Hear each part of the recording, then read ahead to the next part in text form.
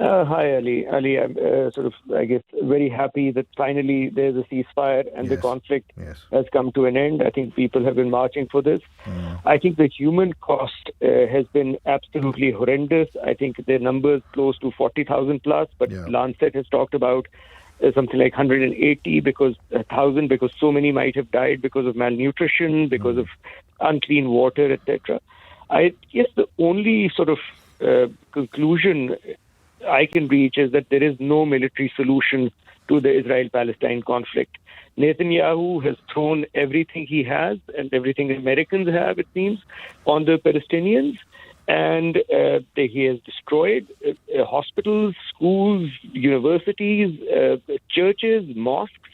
And still, Hamas has continued its resistance. And I think Anthony Blinken mentioned that they might have recruited as many people as they have lost.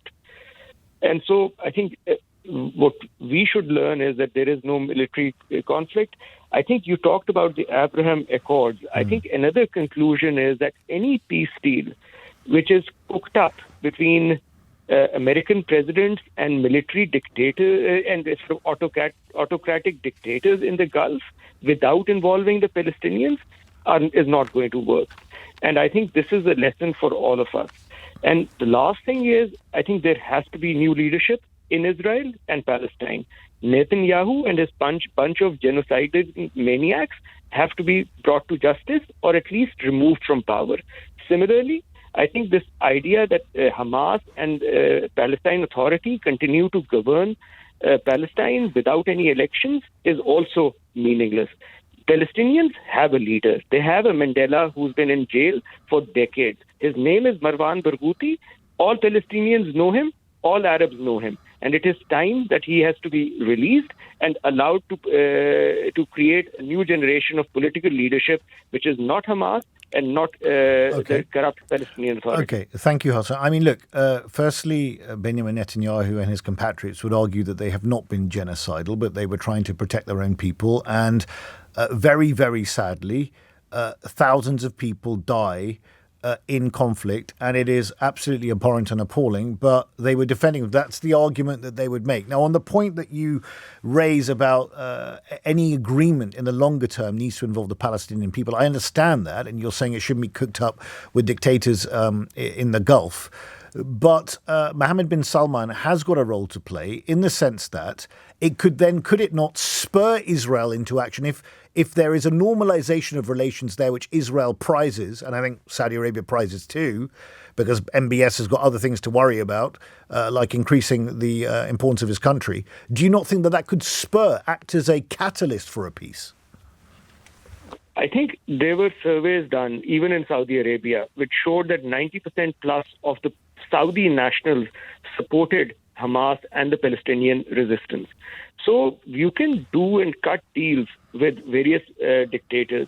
Frankly, Israel and these regimes have been collaborating for decades already. All it does is brings it into the public sphere. And I do not think that is enough to normalize the relationship between Jews and the Arab street. Understood. But let me just ask you this final question very briefly, Hassan. How can Israel hope to do a deal with a party on the other side that seeks its eradication from the face of the earth? How does that work? Look, you have to make peace with your enemies. You can't make peace with your friends. And the Palestinians are equally legitimate to say that this is a person who starved our children. Yeah, that's true. That is the argument. And again, and I think one thing, Ali, when you were talking about 1,200 innocent Israelis died, and now a lot of those Israelis, I think 40% were serving military officers because the attack was on military bases, and there was a very large chunk which were military reservists. So if we need to compare apples and apples, so if now none of all the Israeli casualties are not innocent, and not other Palestinian casualties. Look, first of all, I think what the West has achieved and Israel has achieved is a public who is infuriated and absolutely loathing of the West now. The thing is, when we're complicit, we're assisting a state to massacre and kill innocents and ethnically cleanse them, then surely you're not going to gain popularity. Why do you say ethnically cleanse, Khalid? Why do I say ethnically cleanse? That's how. First of all, Israel was initiated. They ethnically cleansed 750,000 Palestinians initially in 1948, and which is happening now again. Which has happened. When is it happening? It's happening. Even Josh Paul, the U.S. director of the U.S. State Department, he himself resigned on this issue. He himself said this is... Okay, so Khalid, let me just be clear. So you would regard Israel that is saying it's acting in its own defense, and I've already talked about the West Bank and the shenanigans there, which I do not agree with at all in terms of settlement activity. But in relation to Gaza, you're saying that Israel acting in its defense after October the 7th, resulting in the death of 46,000 people, was ethnic cleansing deliberately, is it? That's what Netanyahu said. Do you not recall him holding up a map without the West Bank? Do you not recall that? He showed it to the whole world. I've never recalled Benjamin Netanyahu, who I have not much time for at all, ever using the term ethnic cleansing deliberately. No, he didn't say, but he showed the whole world this is a greater Israel. And this plan has been there. If you look up the Enon plan, the Y-I-N-O-N, the spelling is Y-I-N-O-n.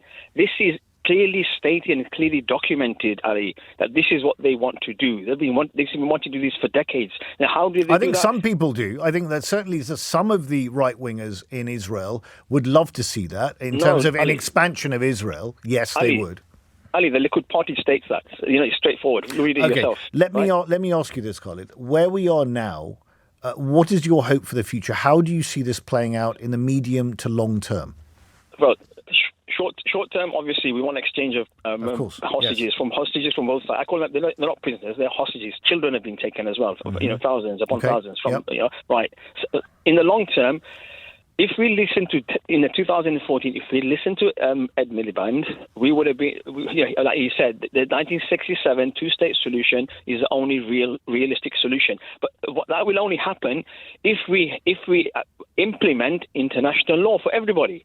The problem is international law for the whole world and is impunity for Israel. This is where the problem lies, Ali. Okay, Khalid, I'm not sure that Hamas really want a two-state solution, but we'll never know. I mean, maybe we will find out one day. I'm not sure it'll be within my lifetime, Ali, unfortunately. One last point. Go on, very briefly. Yeah, very briefly. Look, listen, you're going to cut me off, right? No, there's the whole board full, so go ahead. Just quickly, look, listen.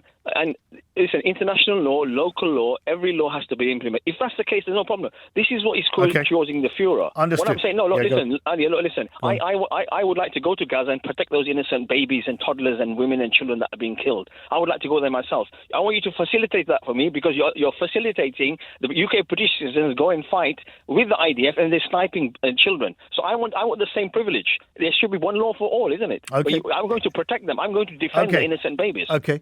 Yeah, I mean, I've spoken to you before, Ali. I don't know if you remember. Yes, but I do. I worked in Jerusalem in 1989 for Magen David Adom, who were the Israeli ambulance service, and it was at the height of the Intifada. Yeah. And, I'm not on one side or the other. I have Arab Israeli friends and I have Jewish Israeli friends, and I'm genuinely worried today because anybody coming out is great. Let's not celebrate that. But my great worry, Ali, is I feel that when, in answer to your question, what has it achieved? I think it's made the people of Israel less safe. I think it's also made the other people around the world that are seen as allies of Israel less safe. I don't think this is a voluntary ceasefire. I think it's a ceasefire that's coming about because of a lot of pressure, and it's a ceasefire without any kind of path to peace. And, the passion that you've heard on your calls, when I lived there, I remember one night sitting in the early hours of the morning, and we didn't have peace in Northern Ireland at the time, and I saw a real synergy. And I remember talking to a couple of my friends, one Arab and one Jewish, and they said to me, the problem you got here is that the only Arab a Jew will trust is a dead Jew, and the only Jew an Arab will trust is 1 6 feet under. And there's been all of this death and conflict, Ali, but there's been no movement in terms of the mindset or acknowledgement of responsibilities. It's been a slaughter, and the people there are so passionate. When we were there, we're so repressed as British people. We used to find our way in the ambulances by winding the window down and listening for the wailing and the screaming. Of course. And why I'm so worried, Ali, is as people go back and as they are living on day to day with the destruction, I think they're not just going to build a whole new level of resistance in Israel. I think it will be in the region, and I think it will be around the world. You think this has made it less safe, Louise? But I understand that. But then what should Israel have done in response? Ali, I'm not saying to you I've got all the answers. No, I understand. No, nor do I. I mean, Louise, that's why I'm asking you. I don't have the answers, I can tell you. I mean, But I think that what Israel should not have done is what Israel has done. Because I think that you have to look at the emotions and the passions and the level of inflammation pre this. They're only multiplied massively, Ali. What we need is for there to be some kind of agreement that there's at least next steps. And I don't feel there is. I feel Netanyahu's going to come up. This is what I think, Ali. I think he's going to get a few hostages back, and then he's going to say something's been breached, and then he's going to go in again. Well, and that is the danger. That is exactly the danger, Louise. And to your point, and I'm glad you raised it, you mentioned emotions and you mentioned mindset. And this is the big challenge. I mean, you can have a ceasefire or a cessation of hostilities temporarily, call it a truce, call it whatever you want. But in the longer term, if there is to be a political solution, emotions need to be managed, however passionate they are and heartfelt they are, and mindsets have to shift in some way. Louise, thank you. Really interesting and very powerful call. I'd like to start with the questions that you talked through this today. I think the war, what it has achieved is a lot of killing, death, destruction, and devastation, and so on. What the future holds, I don't think anyone really knows that, but I think that the status quo is just going to continue. Israel is going to occupy the Palestinians, and they've done that since 1967, so they're going to continue doing that. They're not really interested in a two-state solution because they don't want to give independence to the Palestinians, so they're gonna, and they don't even want a one-state solution as well, because if they do that, then the Jewish majority is not going to longer be there, and the state of Israel is not really going to exist. And also the normalization, the Israelis are very desperate with the Saudis. I don't think the Saudis should normalize ties with Israel and use it as a leverage and try to do whatever they can with that. And Israel is also very isolated in the international stage. Obviously, international courts and international justice of ICC after Netanyahu at the moment, and the IDF soldiers around the world trying to prosecute for their crimes. So this is literally what's going on over there. And also, obviously, the Palestinians, they suffered a lot. They're going to be suffering more in the future. That's what I believe. Do you think the Israelis actually, and the Israeli government in particular, really care if they are regarded as pariahs on the international stage, when the fundamental objective, they would argue, is the protection of their own people? I mean, that comes first rather than being loved around the world, doesn't it? I believe that they need some kind of validation from the world in order to look good. You know, I think they are... Why do they need validation, Casper? I mean, they haven't needed any validation for the last 15 months. Because they need support financially, they need legal support, they need all types of different support from the Western allies and other people, because they're not going to get that from the people around them. But that's been happening already. I mean, despite everything that's been going on and the 46,000 dead, the support has continued, both militarily and economically. Yeah, but their notion is that they're trying to say that they are fighting evil and they're the good people, which that is a lot of people argue. Yeah. Yeah, which a lot of people have seen now. That's not really the case, and they are the ones who are committing a lot of pain and suffering on the people they're dropping the bombs on. Do you really think that it looks like you're not hopeful at all about a two-state solution from what you say? What is the path then, Casper? Are we just going to be living in a world of the next 50 years of perpetual conflict that comes back every few years? Is that what we're going to live through? Well, I hope not, but I think that's what is going to be the status quo. I must say, I hope not too, but I'm also... like you, not exactly hopeful. I'm really not hopeful. I'm very sad to say it, but I'm not. Casper, thank you for laying out a realistic perspective from your side.